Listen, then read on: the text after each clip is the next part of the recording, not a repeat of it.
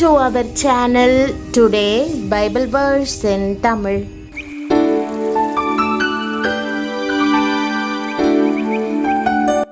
இன்றைய வசனம் ஆகாய் 1ஆம் அதிகாரம் 5ஆம் வசனம்.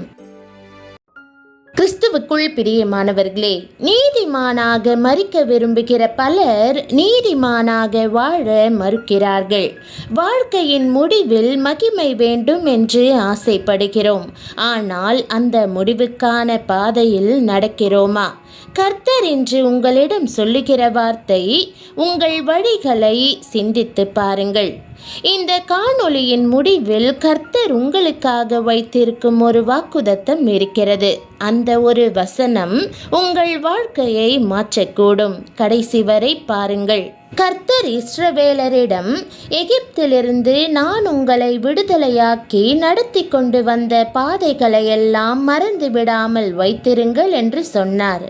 அதுபோல சீஷரிடமும் என்னுடைய மரணத்தை நினைவு கூறும்படி உங்களுக்காக சிந்தப்பட்ட இரத்தத்தையும் மாம்சத்தையும் திருவிருந்து ஆராதனையை கொண்டு அனுசரியுங்கள் என்றார். தாவீது தன் ஆத்துமாவை பார்த்து, அவர் செய்த சகல உபகாரங்களையும் மறவாதே என்று பேசினார். இஸ்ரவேலின் துதிகளுக்குள் வாசமாயிருக்கிற தேவரீரே பரிசுத்தர் என்றும் சொல்லுகிறார். ஆகவே கர்த்தர் செய்த எல்லா நன்மைகளையும் கொடுத்த எல்லா ஆசீர்வாதங்களையும் நினைவு கூர்ந்து துதிப்பதும் ஸ்தோத்தரிப்பதும் நமக்கு ஏற்றதாய் இருக்கிறது. அதே நேரம் உலகத்தின் முடிவையும் கர்த்தருடைய வருகையையும் நினைத்து பார்க்க வேண்டிய கட்டாயத்தில் நாம் இருக்கிறோம். நீங்கள் ஓடுகிற கிறிஸ்தவ ஓட்டத்தில் சரியாய் ஓடிக்கொண்டிருக்கிறீர்களா? ஓட்டத்தின் முடிவில் நீதியின் கிரீடத்தை பெற்றுக்கொள்வீர்களா? கர்த்தர் எதிர்பார்க்கிற பரிசுத்தமும் நீதியும் ஜெபஜீவியமும் உங்களுடைய வாழ்க்கையிலே இருக்கின்றனவா? அல்லது குற்ற மனசாட்சியினால் வாதிக்கப்பட்டு நம்பிக்கை இல்லாமல் ஓடிக்கொண்டிருக்கிறீர்களா? சற்று சிந்தித்து பாருங்கள். பிலேயாம் நீதிமானை போல் மரிக்க விரும்பினான். ஆனால் அவன் வாழ்க்கையின் முடிவு என்ன ஆனது தெரியுமா? அது இன்று நமக்கு ஒரு எச்சரிக்கை. பிலேயாம் என்ற புறஜாதி தீர்க்கதரிசி, நீதிமான் மரிப்பது போல் நான் மரிப்பேனாக, என் முடிவு அவன் முடிவு போல் இருப்பதாக என்றான். அவன் அப்படி விரும்பின போதிலும் தன் வாழ்க்கையை சீர்படுத்தி கர்த்தருக்கு பிரியமானவனாக வாழாமல் பொருளாசை நிறைந்த வாழ்க்கை வாழ்ந்தான். இஸ்ரவேலர் பாவத்தில் விழத்தக்கதான ஆசையை பாலாக் என்ற மோவாபிய ராஜாவுக்கு ரகசியமாய் கூறினான். ஆகவே அவனுடைய முடிவு வெற்றியானதாக மகிமையானதாக இருக்கவில்லை. அவன் எதிரிகளின் பட்டயத்தால் வெட்டுண்டு மரித்தான். நீங்கள் நீதிமான்களாக வாழ்ந்தால்தான் நீதிமான்களாக மரிக்க முடியும்.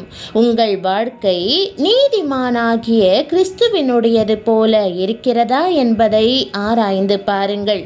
வேதம் சொல்லுகிறது, வருஷத்தின் துவக்கம் முதல் வருஷத்தின் முடிவு மட்டும் எப்பொழுதும் உன் தேவனாகிய கர்த்தரின் கண்கள் அதன் மேல் வைக்கப்பட்டிருக்கும். கர்த்தர் எப்போதும் உங்களை பார்த்து கொண்டே இருக்கிறார் என்பதையும், உங்கள் மேல் கவனமாய் இருக்கிறார் என்பதையும், அக்கறையுள்ளவராய் இருக்கிறார் என்பதையும் உணர்ந்து கொள்ளுங்கள். பக்தனாகிய யோபுவை பார்த்து அவருடைய சிநேகிதனாகிய பல்தாத் சொன்னார், உம்முடைய துவக்கம் அற்பமாயிருந்தாலும் உம்முடைய முடிவு சம்பூரணமாயிருக்கும். பிரியமானவர்களே, வருடத்தின் ஆரம்பத்தை விட முடிவு மகிமையாய் இருக்க வேண்டும். நிச்சயமாகவே முடிவு உண்டு.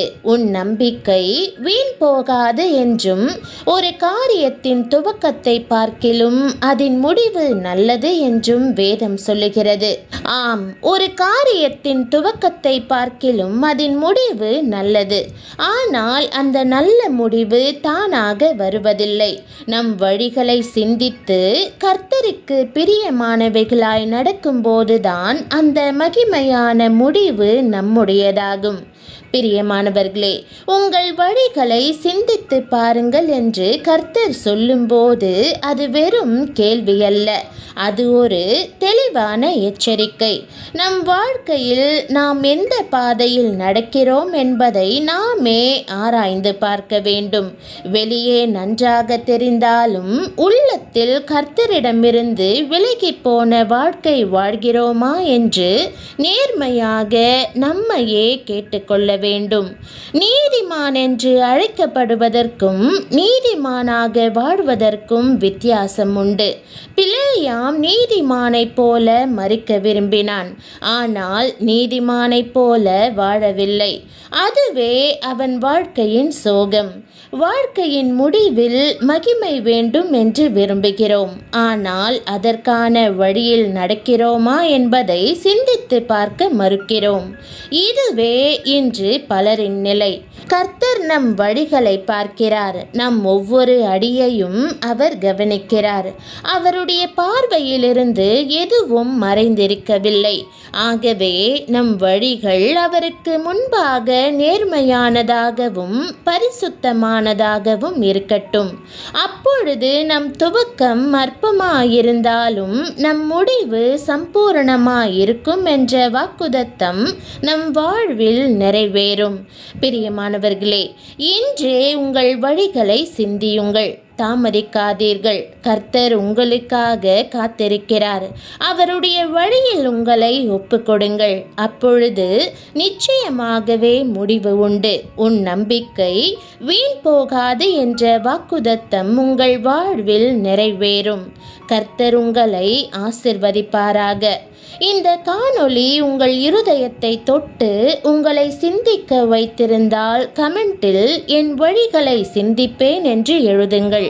இந்த காணொளியை மற்றவர்களுக்கும் ஷேர் பண்ணுங்கள்.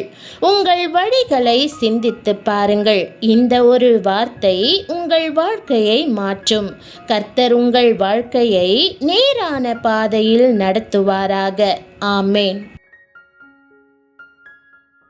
ஜெபம். அன்பின் ஆண்டவரே, வாழ்க்கையின் முடிவில் மகிமை வேண்டும் என்று ஆசைப்படுகிறோம். ஆனால் அந்த பாதையில் எப்போதும் உண்மையாய் நடந்ததில்லை என்பதை ஒப்புக்கொள்கிறோம்.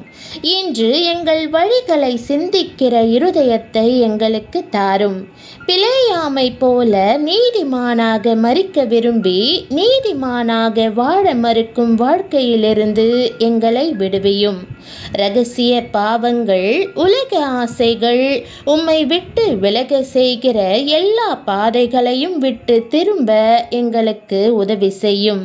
கர்த்தாவே, எங்கள் ஒவ்வொரு அடியையும் நீர் பார்க்கிறீர்.